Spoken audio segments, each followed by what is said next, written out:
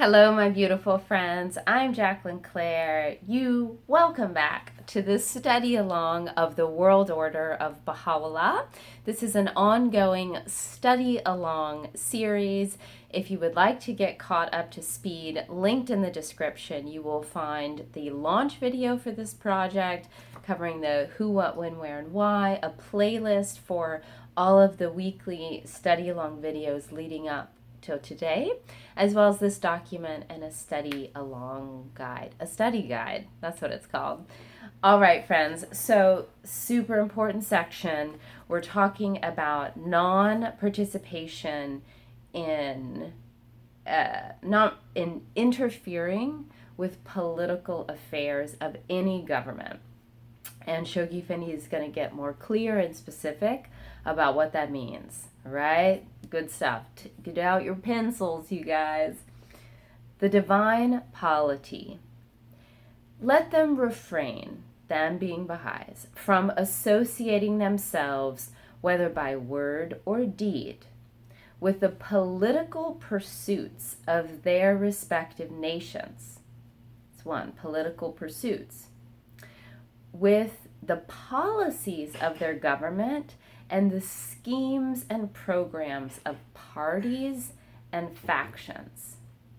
In such controversies, they should assign no blame, take no sides, further no design, and identify themselves with no system prejudicial to the best interests of that worldwide fellowship, which is their aim to guard and foster.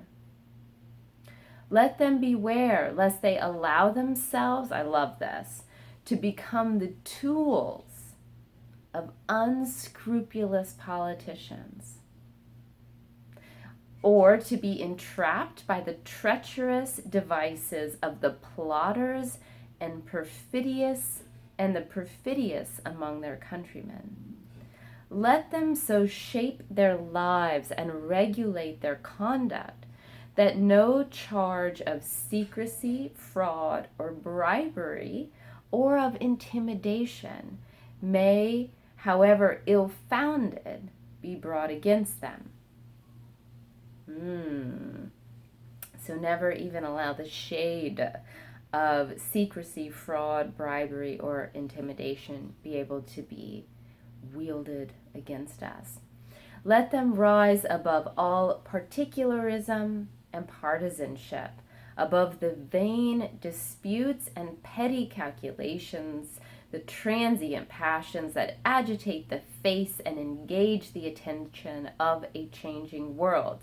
It is their duty to strive to distinguish as clearly as they possibly can, and if needed with the aid of their elected representatives, such posts and functions as are either diplomatic or political from those that are purely administrative in character, and which under no circumstances are affected by the changes and chances of that political activities and party government in every land must necessarily involve.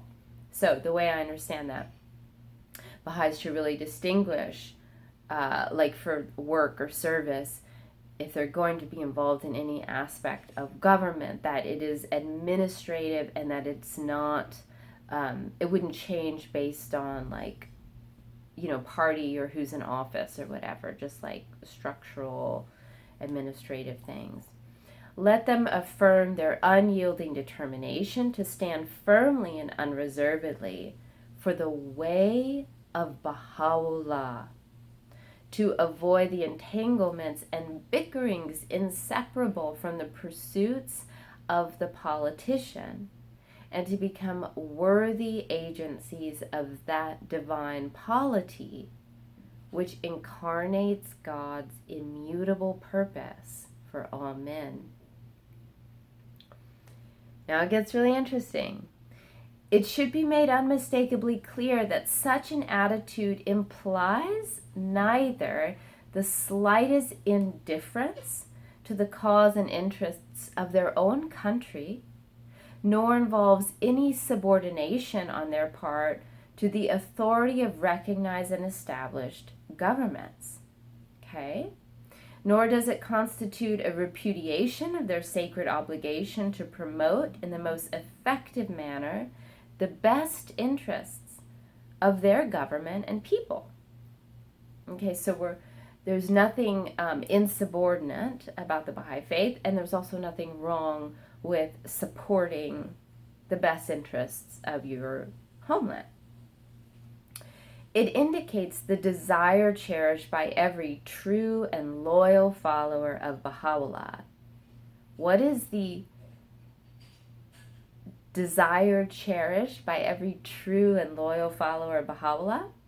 To serve in an unselfish, unostentatious, and patriotic fashion the highest interests of the country to which he belongs, in a way that would entail no departure from the high standards of integrity and truthfulness associated with the teachings of his faith.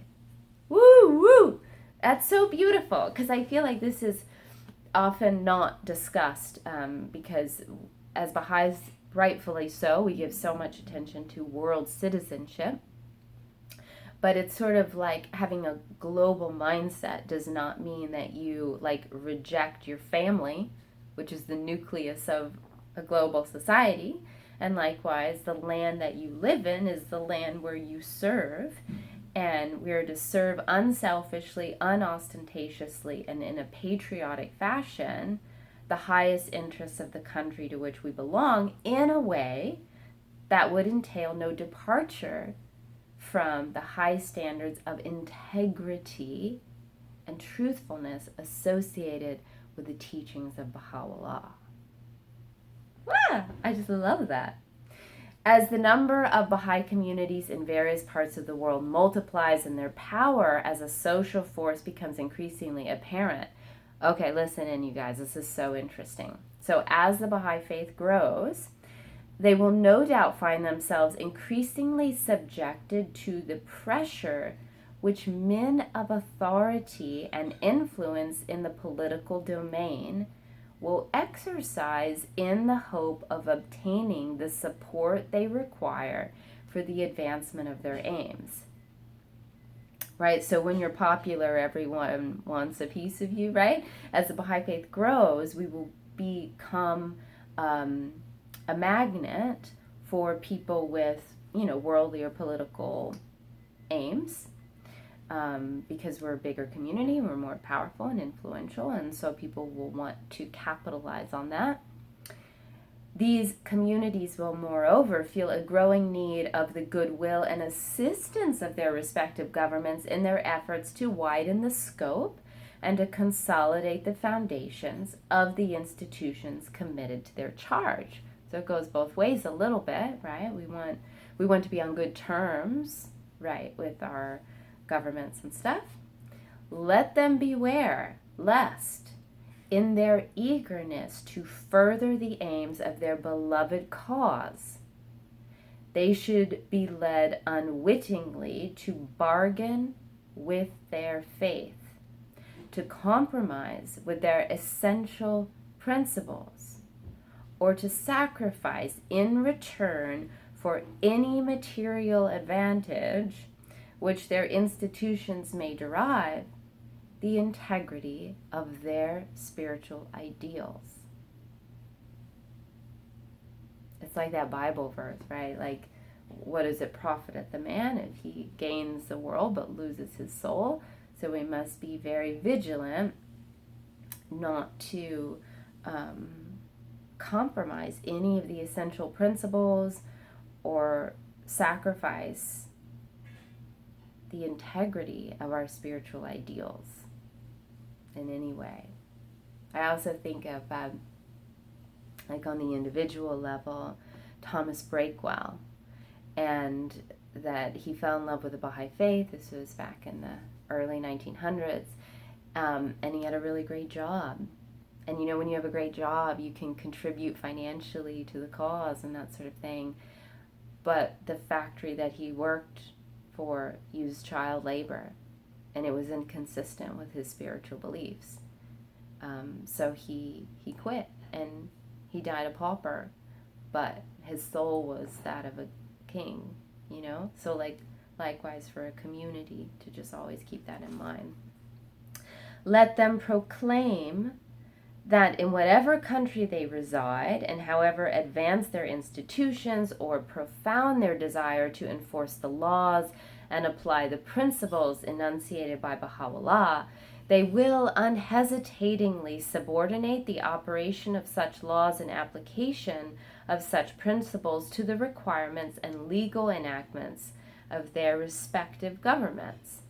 Theirs is not the purpose, while endeavoring to conduct and perfect the administrative affairs of their faith, to violate under any circumstances the provision of their country's constitution, much less to allow the machinery of their administration to supersede the government of their respective countries.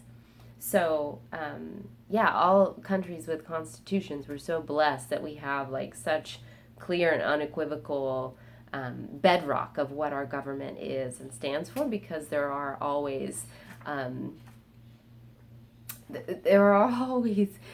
wars on the seas, so to speak. There's always a pendulum clash of controversies and ideas, but where there is a constitution, that's where there's the government. This is just me speaking.